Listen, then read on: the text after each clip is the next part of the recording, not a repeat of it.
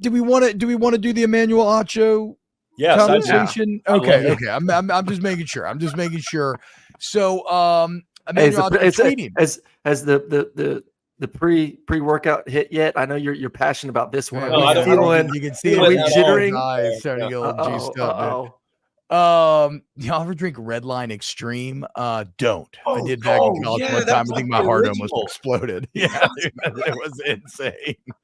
I remember I did one for a workout in the middle workout. I just puked everywhere, and I was just fucking killing it. The first day I ever took pre-workout, this was back in high school, like the NO Explode days, which we called NO, because we didn't know NO was an acronym. So I took it. I maxed out on the milligram dosage. First time I've ever taken it. I'm driving to the gym in Harris County, Georgia. Deer runs out in front of me. So, I hit the brakes. I don't swerve. We don't swerve. We just hit the brakes and smart. Let come what may. And, you get that sudden adrenaline rush because a deer just ran out in front of you. Well, that stuff coursed through my veins so hard. So immediately, it felt like 1,000 ants bit me and my heart turned into a jackhammer. And I loved I was hooked the pre-workout nerve endings when you feel that kind of flame spreading through you. Yeah, dude, the ears are red, the elbows are red. Oh, it's so great. Okay, so Emmanuel Acho tweeting after Caleb Williams and USC lose. With national championship hopes gone, Caleb Williams should consider sitting out the rest of the season. The Heisman is a long shot. College football playoffs are even less likely, and he won't play in the bowl game. The risk of playing far outweighs the reward. Business decision. And I would say this, obviously Acho knows what he's doing, right? He has made a lot of hay with some of these takes, but like any great controversial take, it has to at least be based in some sort of logical plausibility that you can sit up here and say, well, yes, and he's not wrong, right? We're not going to care when he doesn't play the bowl game. Mm-hmm. The only thing I disagree with is when you're evaluating players to go to the NFL, it's not just their physical potential. It's attitude, it's leadership, all this stuff, especially if you're talking about taking a quarterback 1 overall. And I do think it would be a bad business decision for him to sit. Like, I think there would be GMs and others that would potentially ding him or take him off the board in a very crowded quarterback class if he was to quit on his team. So, I mean, good on Acho. This thing's up to almost like 20 million views. Like he did it. But I think it's a little fucking crazy. So I'll just go more territorial with it. I'm not even going to go from the business decision angle. I'm going to completely go selfish mode here for a second. Even if everything he was saying was valid, which it's not, it's crazy, but let's just say it was valid. Why in the world is someone who makes their living covering college football the one telling a kid not to play college football? How about that? How about, like, I made it analogous on our show last night to if I got a buddy who is hardcore member of PETA and would never touch meat with a 10-foot pole, I'm okay with that. I love steak. I eat it every night pretty much, but I'm okay with that. But if my same buddy went and applied for a job at Morton's and walked in the kitchen and started railing against meat consumption the first day he was there, they're going to beat him over the head with whatever they have in the kitchen, as they should. Like, also, you know what this harkened me back to?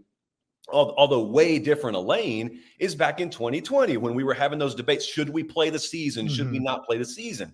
And no one knew. Like, we're all going through it for the first time. But if I'm going to have someone tell me, no, it's crazy, it's ludicrous to play a football season, I want it to be an actual medical expert. Like, put on a white robe for me. I don't want to hear a sports writer that looks like he's crusading to get the thing that puts food on his table canceled and pulled out from under him. So that's the vibe I got from this. And the bottom line is, like, for a lot of us, college football is the center of the sporting world.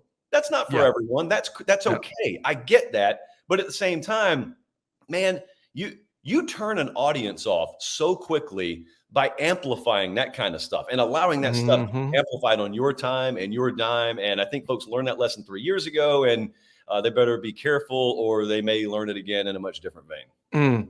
I want to stick on that quarterback theme real quick, because we're talking about Caleb here.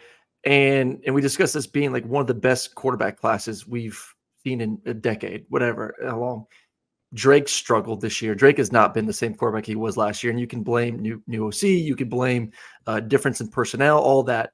Caleb has had moments early in the season, but has struggled the past couple of weeks. Is this class as good as we were making out to be to start the season?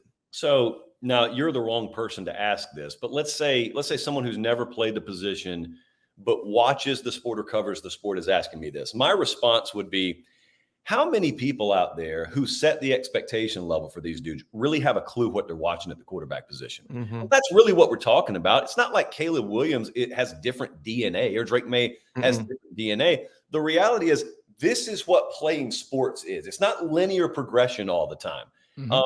Hopefully, over the long run, you are improving. Like, hopefully you're not tanking, because that's kind of a problem. But by and large, what I think we see, and this goes back to the thing I said about JJ McCarthy, just because you return, just because you were good one year and then you come back, it doesn't automatically just mean your production is going to improve 20% or 25%.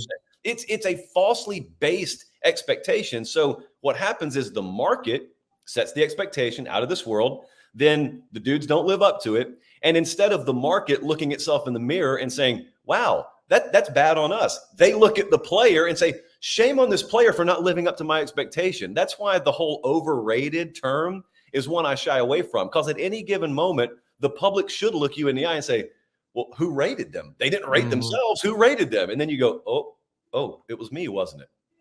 Well, and I think I do want to highlight this, though. There's something that we were talking about on our LSU post game on Saturday, which is, you're right. It is not automatic. It is not just a result. Oh, I'm coming back for another year, I'm going to be X% better.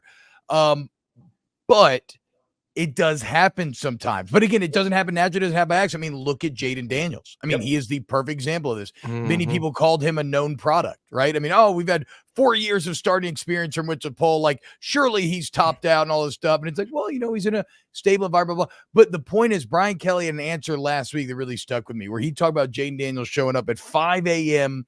in the film room every day this offseason, leaving at 8. They had to change protocols, give him full access to the building. Joe Sloan, the quarterback coach, made him like a 6-month plan. Okay, here's how you're going to get better at progressions, yada, yada. The point is, you got to do the fucking work. Yeah. And Daniels did the work. It didn't happen just because he came back. Now, granted, he had more things, and he has Malik Neighbors, Brian Thomas, and that's always going to help, and that great offensive line.